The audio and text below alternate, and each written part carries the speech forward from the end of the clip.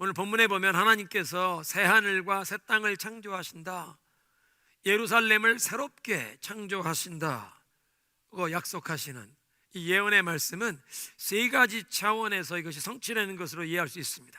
제일 먼저는 바벨론 포로들이 귀환할 때에 하나님의 말씀에 불순종하여 바벨론 제국의 나라가 멸망당하고 70년 바벨론에 가서 포로 생활을 하던 자들이 하나님의 약속의 말씀대로 예루살렘으로 다시 돌아오게 되어 그 예루살렘을 재건할 때에 이민 2세, 3세들이었던 에스라, 예레미야와 같은 사람들의 그 인도를 따라서 예루살렘의 성전이 재건되고 예루살렘 성이 재건될 때에 새로운 예루살렘을 하나님이 세우신다는 이 말씀이 1차적으로 부분적으로 성취된 것입니다.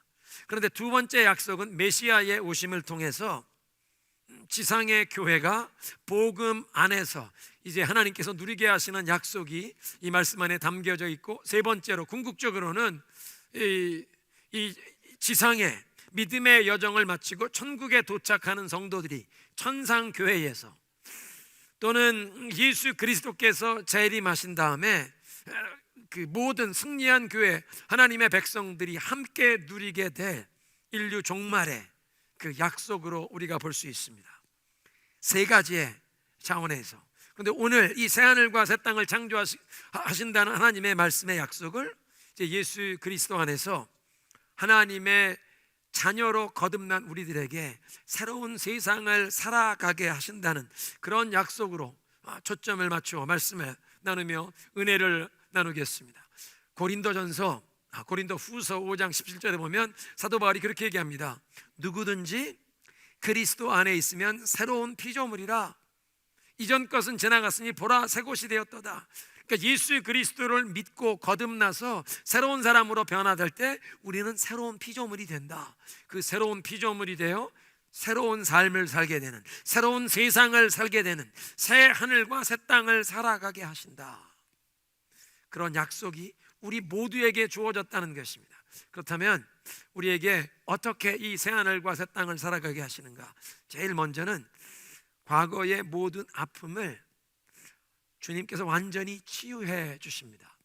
지난주에 우리 본 말씀 그 마지막 부분 16절의 마지막 부분을 보면 하나님께서 지난날의 고통은 잊혀지리라. For the past troubles will be forgotten.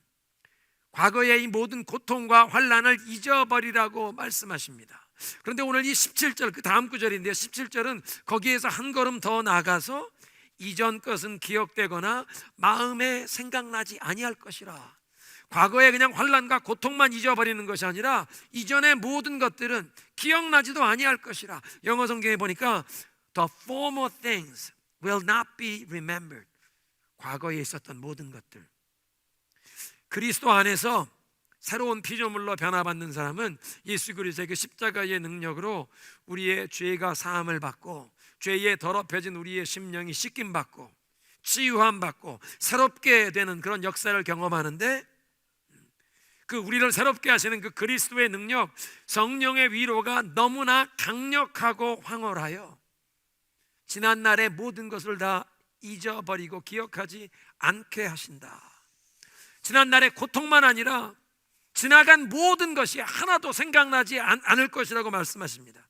이전에 알았던 이 세상의 즐거움과 내 행복의 조건들로 삼았던 것까지도 별로 대수롭지 않게 여기게 될 것이라. 사도 바울의 경우를 보니까 사도 바울이 자기의 마음 가운데 이제 예수님을 모시고 살면서 예수 그리스도를 아는 지식의 가장 고상함, 가장 소중함이 얼마나 영광스럽고 그것이 얼마나 자기에게 소중했던지 그것을 붙잡기 위해서, 이 예수 그리스도를 아는 것을 놓치지 않기 위해서 그 외 다른 것은 다 나에게 해로 여기고 내가 잊어버렸다. 그런 것들도 내가 쓰레기처럼 배설물처럼 여긴다. 사도 바울이 그런 것들을 쓰레기처럼 여긴다고 하는 것 사실은 보면 주변에 있는 사람들이 부러워할 만한, 자기도 과거에는 굉장한 자부심을 느끼던, 자랑스럽게 여기던 것입니다. 사도 바울은 태어날 때부터 로마 시민권을 가지고 태어났습니다. 로마 제국 시대에 상당한 특권이었는데요, 예루살렘 성전에서 바울이 이렇게 체포되었을 때, 체포된 다음에 그 천부장이 이 사람 취조를 해야 되니까 묻고 채찍질을 해라. 그래서 채찍질하기 위해서 군인들이 막 묶는데 바울이 한마디를 합니다. 당신들이 로마 시민인 사람을 재판도 없이 채찍질할 수 있느냐? 군인들이 깜짝 놀라서 묶으려고 하다가 풀어놓고 천부장에게, 예루살렘 주둔 사령관입니다, 장군에게 찾아가서 큰일 났습니다, 로마 시민이랍니다. 천부장이 헐레벌떡 뛰어와서 당신이 로마 시민입니까? 그렇습니다. 나는 돈을 많이 주고 이 시민권을 샀는데 1000명의 로마 군인을 이끄는, 한국식으로 요즘으로 따지면 사실은 사단장과 같은 장군입니다.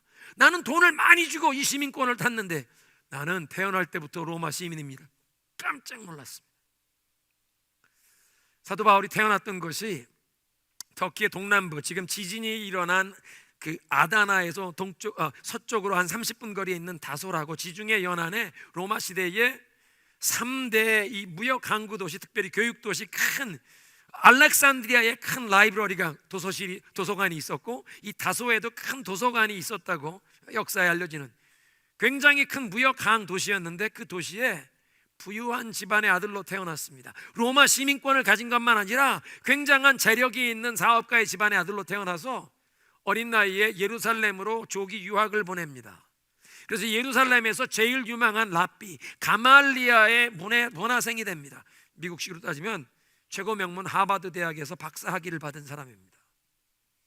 그리고 자기는 베냐민의 혈통을 가지고 있다, 유대인들 중에 피가 섞이지 않은 순수한 유대인이라고 자랑스럽게 그렇게 내세울 수 있었습니다. 다른 사람들도 부러워할 만한 로마 시민권의 특권을 가진 사람이요, 부유한 가정 배경에 최고의 학벌을 가진 사람이었습니다. 그런데 예수 그리스도를 아는 지식의 가장 고상함, 그 소중함을 잃지 않기 위해서 나 이 다른 것은 다 잊어버리고 나 이런 것들을 다 배설물로 여깁니다.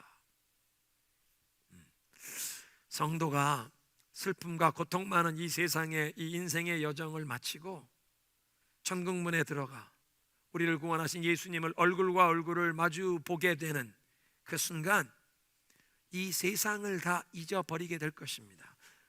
이 세상의 그 모든 슬픔만 아니라 내가 느꼈던 기쁨과 행복도 지금 그 예수님 앞에 서서 그 예수님의 그 얼굴을 바라보며 느끼는 그 영광, 기쁨, 그것이 너무나 마음에 벅차서 세상의 모든 것은 다 잊고 그냥 예수님을 향한 감사의 찬양만 그냥 터져 나올 것입니다. 그 영광의 주님의 존전 앞에서, 존귀하신 그분의 임재 앞에서 마음의 기쁨과 감사가 충만하여 찬양이 터져 나오게 될 것이라. 그 천국의 평안과 기쁨이 내 마음에 충만하고 내가 그냥 그 안에 몰입되는, 그 안에 그냥 삼켜지는, 동일 찬송가 208장에 그런 찬송가 있습니다. 주 예수 내 마음에 들어와 계신 후 변하여 새 사람 되고 내가 늘 바라던 그 참 빛을 얻음도 주 예수 내 마음에 오심. 주 예수 내 마음에 오심. 주 예수 내 마음에 오심. 물밀듯 내 마음에 기쁨이 넘치는 주 예수 내 마음에 오심. 그 후렴이 물밀듯 내 마음에 기쁨이 넘치면, 영어 가사는 이렇게 되어 있습니다. Flood of joy over my soul like sea billows roll. Flood of joy, 기쁨의 이 홍순물이 내 마음에 바다의 큰 파도가 끊임없이 밀려 덮치는 것처럼, 기쁨의 홍순물이 큰 바다의 파도처럼 쉼없이 나를 계속 덮친다면, 여러분 그렇게 그 기쁨의 파도에 덮쳐지면 다른 거 생각나지도 않을, 다른 거 생각날 여유도 없습니다. 여러분 태평양 연안에 여름에 혹시 바다 낚시 가셨다가 아니면 조개 캐러 가셨다가 파도에 휩쓸린 적 있으십니까? 파도에 휩쓸리면 정신이 없습니다.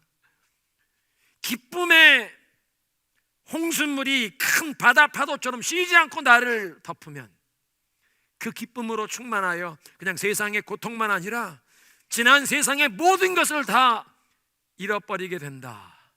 그런데 그것이 우리의 인생의 여정 끝나고 천국문에 들어가서만이 아니라 이 찬송가를 작시한 시인의 믿음의 고백을 보니까 주 예수를 내 마음에 모신 이후에 이 홍수물 같은 기쁨의 파도가 내 영혼을 충만하게 채웁니다. 사랑하는 성도 여러분, 우리가 예수님을 우리의 마음에 모시되 예수님을 내 인생의 유일한 주인이시오 왕으로 모셔드리면, 그래서 예수님께서 나의 인생을 완전히 접수하실 수 있도록 예수님께 내 인생의 모든 열쇠를 다 맡겨 넘겨드리면, 그 예수님께서 우리의 심령에 물밀듯 그 정말 기쁨으로 충만하게 채워주실 줄로 믿습니다. 그래서 이번 사순절 동안, 아니 오늘 예배드리는 이 시간부터 여러분의 마음을 그리스도께 여시고 예수님께 여러분의 인생의 모든 열쇠를 다 넘겨드리며, 예수님, 주님이 내 인생의 유일한 주인이시오 내 마음의 내 삶의 왕이십니다, 그렇게 고백하면 물밀듯 여러분의 마음에 기쁨으로 충만하게 채워주셔서 지난날의 모든 고통을 다 잊어버리게 하실 줄로 믿습니다. 우리에게 새로운 새하늘과 새 땅을 살게 하시는데, 이런 지나간 날에 모든 고통과 아픔을 잊어버리게 하신다. 하나님께서 선포하십니다. 보라, 내가 새 하늘과 새 땅을 창조하리라. 그리스도 안에서 죄사함을 받고 하나님과 화목하게 되면 거룩한 하나님의 원수된 자가 아니라 이제 하나님께서 나를 사랑하는 아들, 딸로 인정해 주시는 새로운 관계가 되면, 이 하나님과 관계가 새로워진 사람은 새 하늘을 얻은 것입니다. 하늘이 더 이상 나를 무섭게 징계하실, 나에게 벌을 내리실 그런 무서운 존재가 아니라 이제 하늘의 하나님께서 나의 아버지가 되시는, 나를 특별한 사랑과 관심으로 돌보시는 새 하늘을 얻은 것입니다. 그런데 하나님께서는 우리에게 새 하늘 주실 뿐만 아니라 새 땅도 주십니다. 왜냐하면 그리스도 안에서 죄사함 받고 하나님의 자녀가 되어 이제 하나님을 아버지로 섬기게 되는 사람들에게는 내 주변에 있는 사람들과도 화목할 수 있도록 하나님께서 은혜와 능력을 부어 주실 줄로 믿습니다.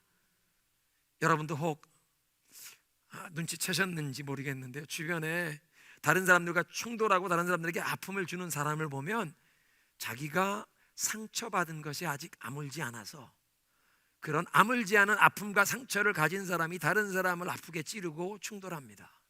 그런데 예수 그리스도 안에서 죄사함을 받고 하나님과 화평하게 되어 하나님의 은혜를 누리는 사람은 사람들에게 이렇게 상처를 주고 충돌할 이 마음의 상처, 과거의 상처가 다 치유함 받게 하셔서 더 이상 다른 사람과 충돌할 이유가 없어집니다.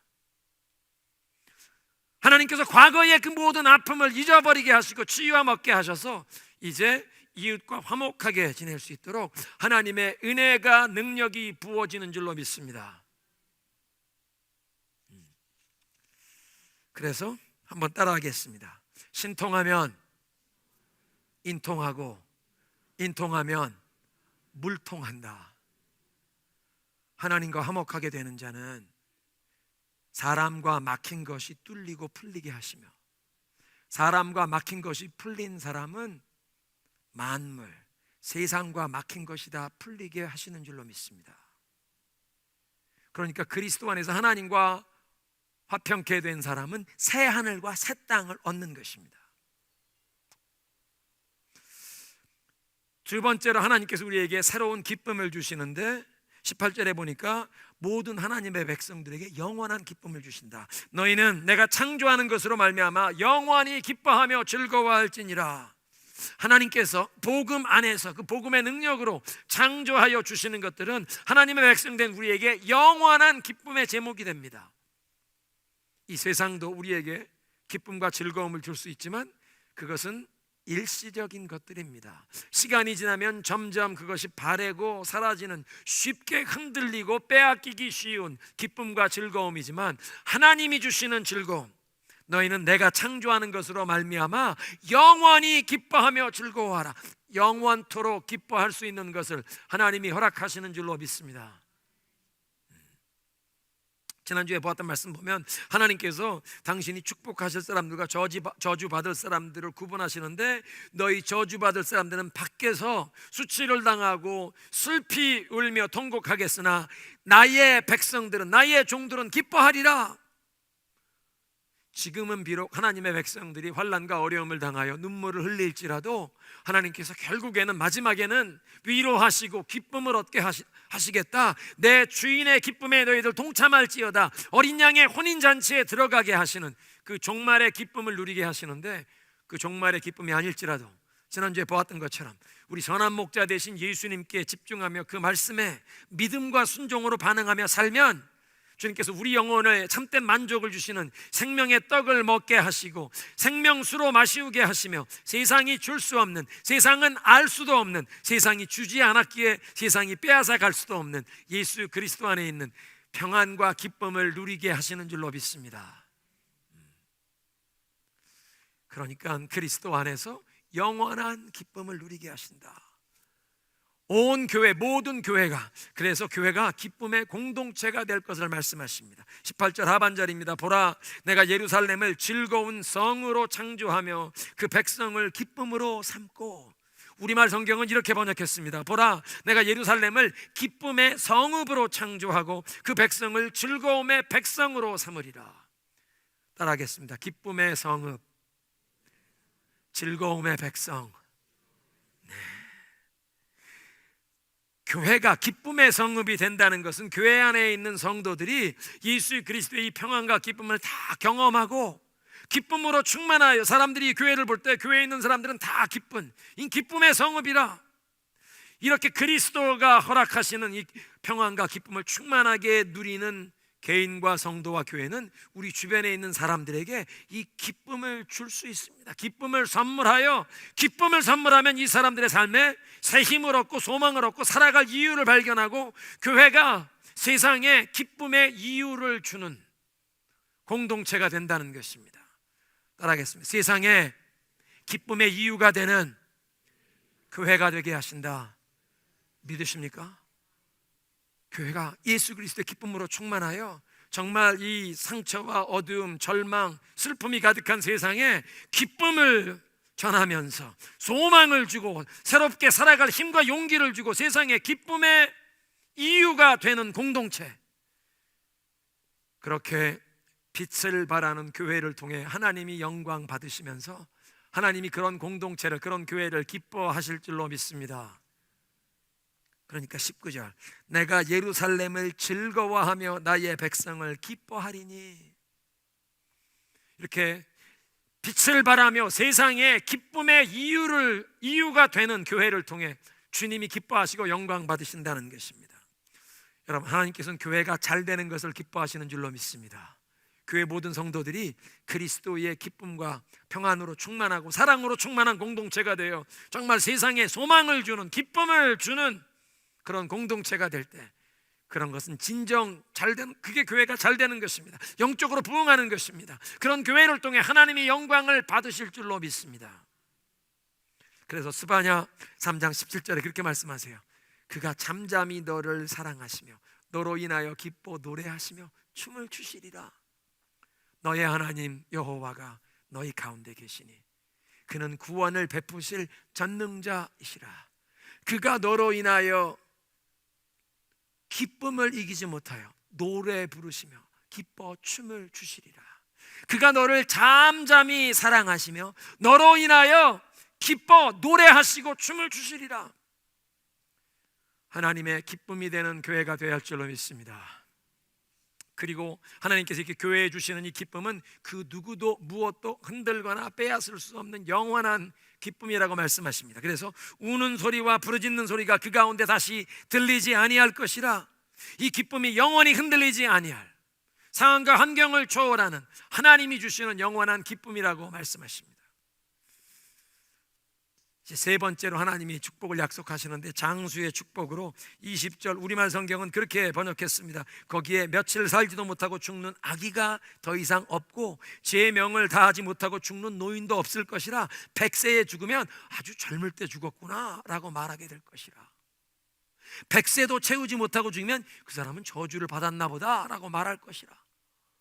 와, 100세에 돌아가셔도 너무 젊게 돌아가셨네. 우리는 이것을 좀 상징적으로 이해를 해야 합니다. 이걸 문자적으로 그냥 이해한다면 새하늘과 새 땅을 창조하시는데 100세 살고 죽는다?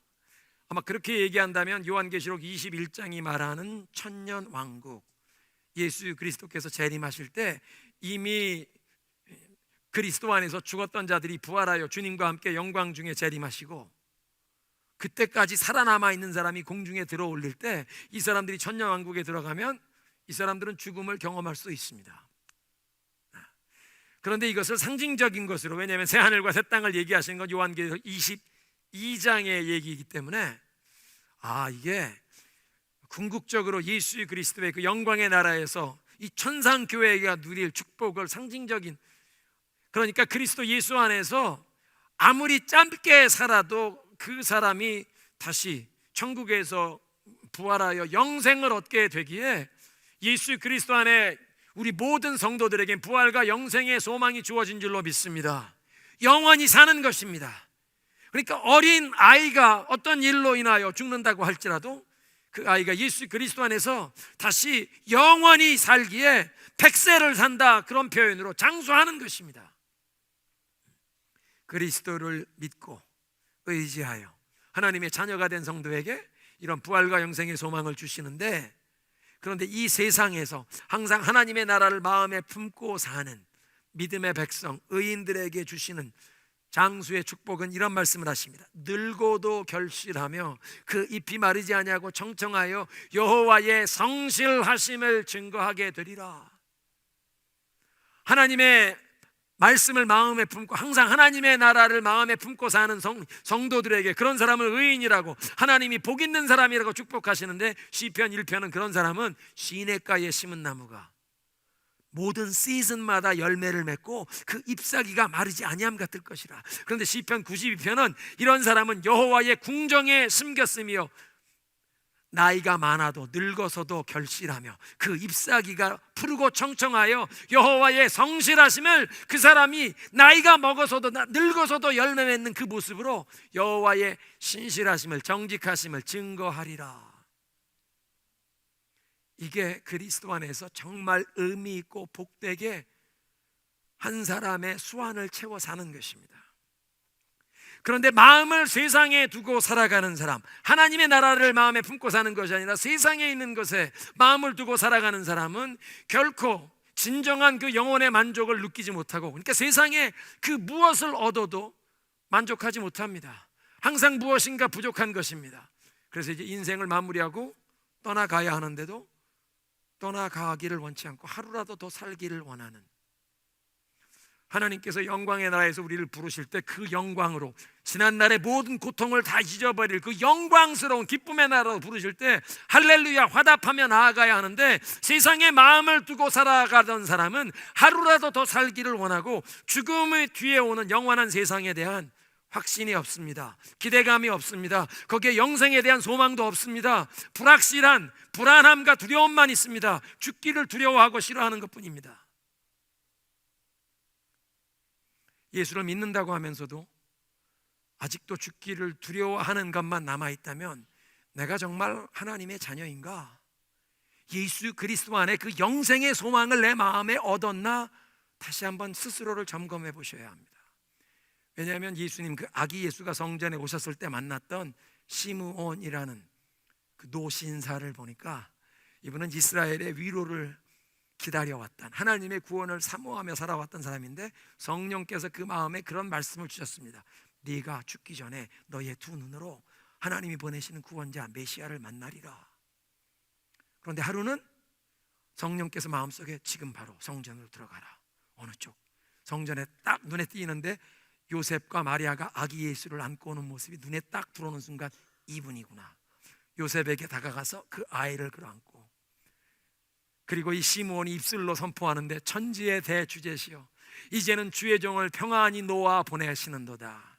Sovereign Lord, now you dismiss your servant in peace.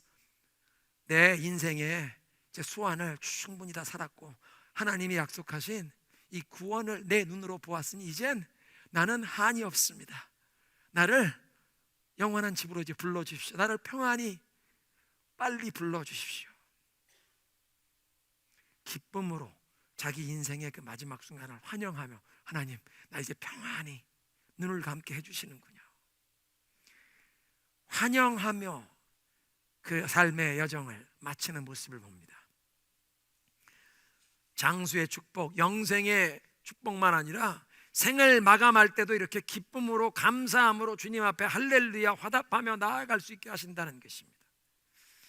여러분, 하나님을 믿지 않는 사람이 이 땅에서 장수하는 것이 그것이 축복의 뜻이 아닙니다. 왜냐하면 하나님을 믿지 않고 예수 그리스도를 거부하는 사람이 살아가는 동안은 자기가 하나님 앞에 가서 받아야 할 죄만 더 쌓아가는, 하나님 앞에 받을 형벌만 더 커가는 그 무서운 진노를 더 쌓아가는 것이요, 하나님 앞에 서서 마지막 심판 받을 날이 연기되는 것뿐인데, 연기되는 정도만 아니라 받을 죄가 벌이 점점 더 커지기 때문에 그것은 저주입니다. 그러니까 우리의 삶이 이 세상에서 오래 사느냐 짧게 사느냐, 그 삶의 길이가 문제가 아니라 예수 그리스도를 믿고 하나님의 사랑받는 자녀가 되어 의인으로 영원한 나라에 대한 소망을 품고 살아가느냐, 아니면 하나님께 등을 돌리고 소망이 없는 죄인으로 살아가느냐입니다. 길게 사느냐 짧게 사느냐가 아니라 하나님과 화목한 가운데 영원한 영생의 소망을 가지고 사느냐. 네 번째로 하나님께서 선포하시는 축복, Peace and Security, 평화와 안전.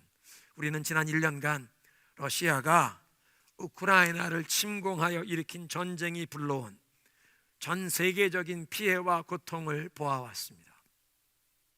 선량한 사람들이 열심히 일해서 얻은 열매를 힘 있는 사람, 악한 사람이 힘이 있다고 그걸 빼앗고 탈취하는 일들이 이 세상에서 일어납니다. 우크라이나가 곡창지대입니다.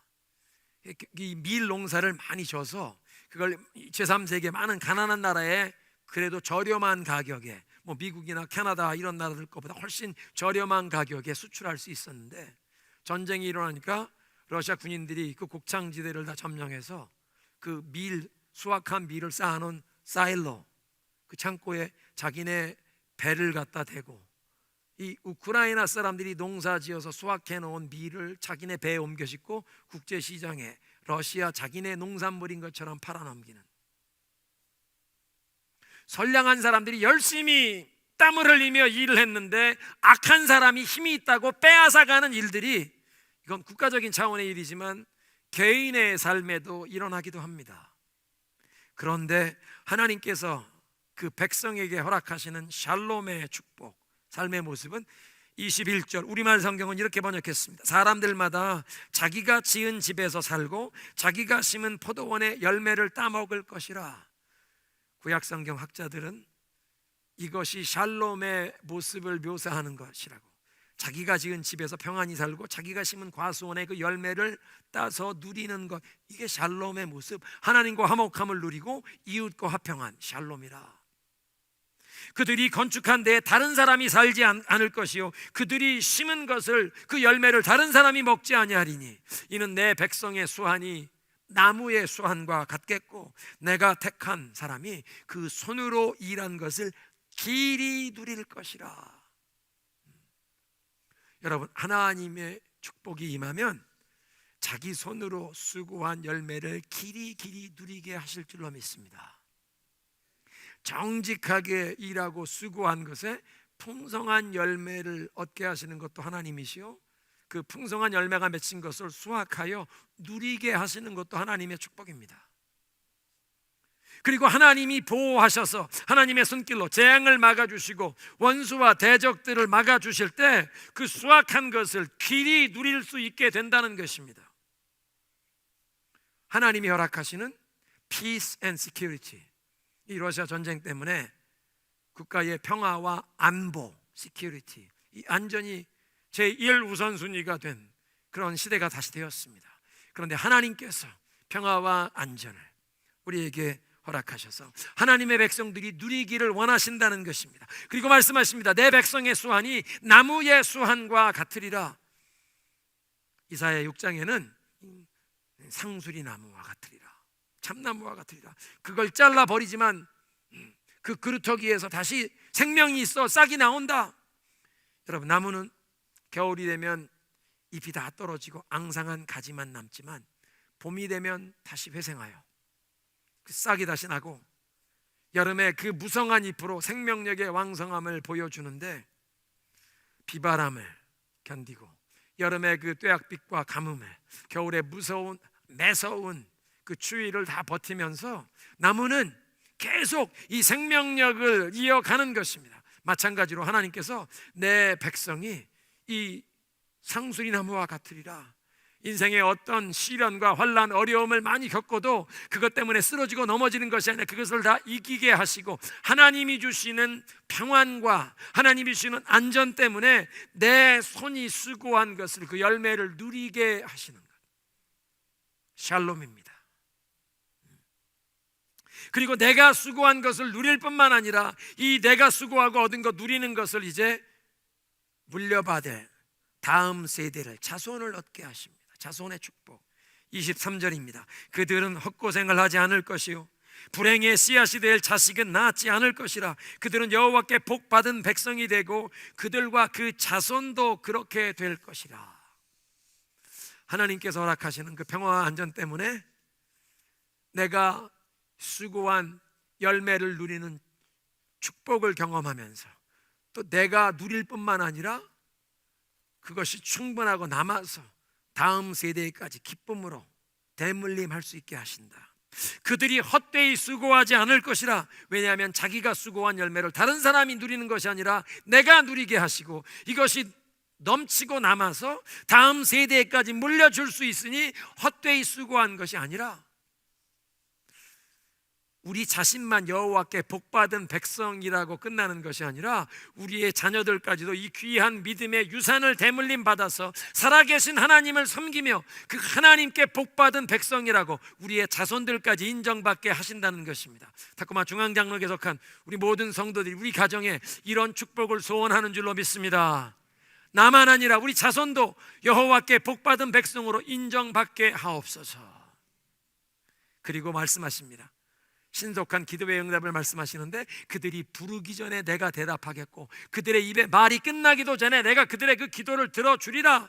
그들의 입에 이 기도가 끝나기도 전에 내가 기도에 응답하고 또 그 기도의 응답이 온다는 약속을, 확신을 그 마음에 주리라. 왜? 예수 그리스도께서, 우리의 위대한 대제사장 되신 예수 그리스도께서 하나님 보좌 우편에서 저와 여러분을 위해 오늘도 중보하고 계시기에 그 예수 그리스도의 중보의 은혜를 힘입어 하나님께서 우리의 기도에 신속히 응답하시는 줄로 믿습니다.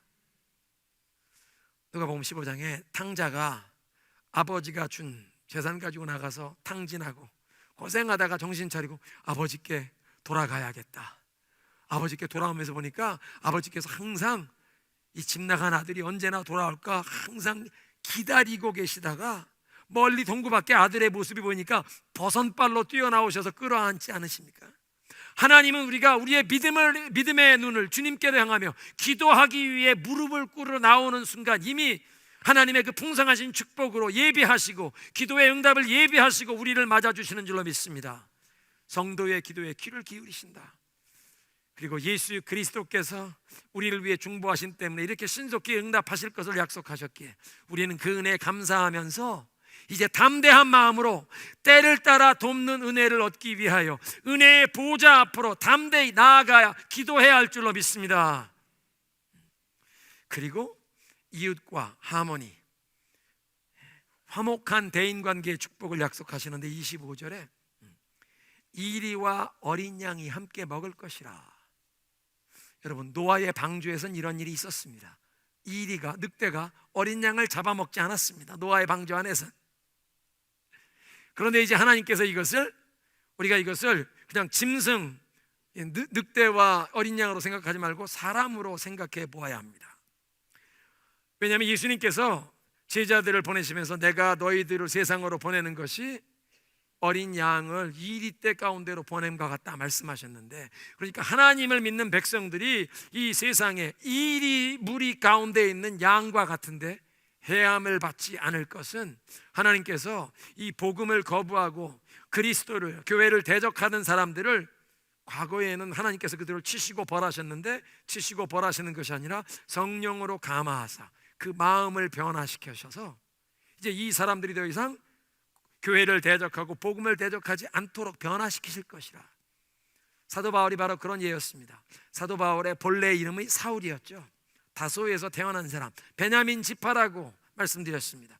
그 베냐민 지파 소속의 사람들에게는 특징이 있는데, 창세기 49장에 야곱이 자기가 죽기 전에 그 12아들을 불러다가 유언처럼 각 아들에게 이 축복의 예언을 주지 않습니까? 근데 막내 아들 베냐민을 위해서 예언하면서 이런 얘기를 합니다. 베냐민은 물어뜯는 일이라, 사나운 물어뜯는 일이라.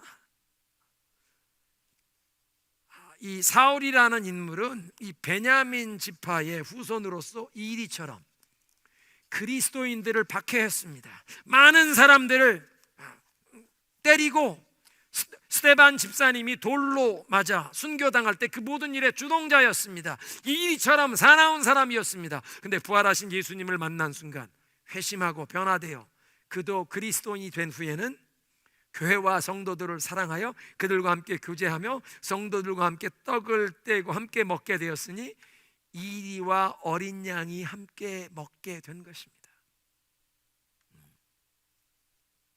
복음을 거부하며 교회를 박해하던 이 모든 대적들의, 원수들의 회방을 중단하게 하시고, 교회 안의 성도들 간에는 서로 다툼과 싸움, 서로에게 상처를 주고받는 이 모든 연약함을 다 내려놓게 하시고, 예수 그리스도 안에서 지난날의 그 모든 괴로움을, 상처를 치료받게 하셔서 화목함이 있게 하셔서 나의 거룩한 성산에서는 서로 상함이나 해함이 없을 것이라.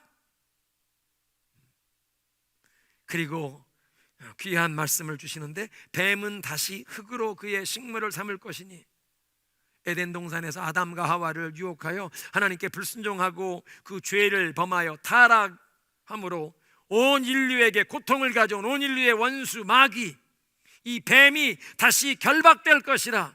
왜냐하면 하나님께서 그 에덴 동산에서 너는 평생을 배로 기어다니며 땅의 흙을 먹을 것이라. 창세기 3장 15절에 이 여인의 씨가 너의 머리를 깨뜨리시리라. 예수 그리스도께서 오셔서 이 뱀의 권세를 짓밟으실 것을 말씀하셨던 그 복음의 역사가 성취가 되는 것입니다. 여호와의 거룩한 산에서 그래서 해함도 상함도 없으리라. 교회를, 성도를 괴롭히고 상하게 하는 이 마귀의 권세, 뱀이 결박되리라. 에덴 동산의 완전한 회복을 말씀하시는데요, 오늘 여기 말씀에 이리와 어린 양이 함께 먹고, 이 얘기는 사실은 이사야 11장 6절에 나오던 말씀입니다. 사자가 소처럼 풀을 먹게 된다. 이건 이사야 11장 7절에 있는 말씀입니다. 내 여호와의 거룩한 성산에서 상함이나 해함이 없을 것이라. 이것은 이사야 11장 9절에 있는 말씀입니다. 이사야 11장. 근데 그 이사야 11장 1절부터 5절의 말씀을 보면 이새의 그루터기에서, 뿌리에서 새싹이 나서 그 가지가 열매를 맺을 것이요, 예수 그리스도에 대한, 메시아에 대한 예언이었습니다. 그러니까 메시아의 오심을 통해서 양과 이리가 함께 먹을 것이요, 사자가 소처럼 풀을 먹을 것이요. 진짜로 사자가 소처럼 풀 먹는다는 것보다 사자 같은 사람, 다른 사람을 막 잡아먹듯이 힘이 있다고 다른 사람의 것을 빼앗고 탈취하던 사람이 예수 그리스도의 복음으로 변화를 받고 나니까 사자가 소처럼 풀을 먹듯이 더 이상 남의 것을 빼앗는 일을 하지 않고 자기의 힘으로 열심히 일하여 얻은 소득을 다른 사람에게 사랑으로 베풀고 나누게 되었으니, 그렇게 되면 사자가 풀을 먹는 것으로 변화된 것 아닙니까? 나의 성산에서 해침이 상함이 없으리라.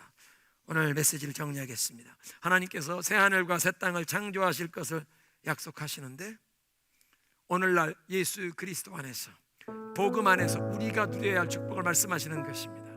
어떻게 새하늘과 새 땅을 살아가게 하시느냐? 첫째, 지난날의 모든 고통을 온전히 치유하심으로 지나간 일은 기억하지 아니할 것이라. 우리의 마음을 열고 예수님을 내 인생의 유일한 주인이시오 왕으로 모셔드리는 자들에게 물밀듯 우리의 영혼에 기쁨이 임하게 하셔서 지난날의 그 모든 상처와 아픔은 다 잊어버리게 하실 줄로 믿습니다.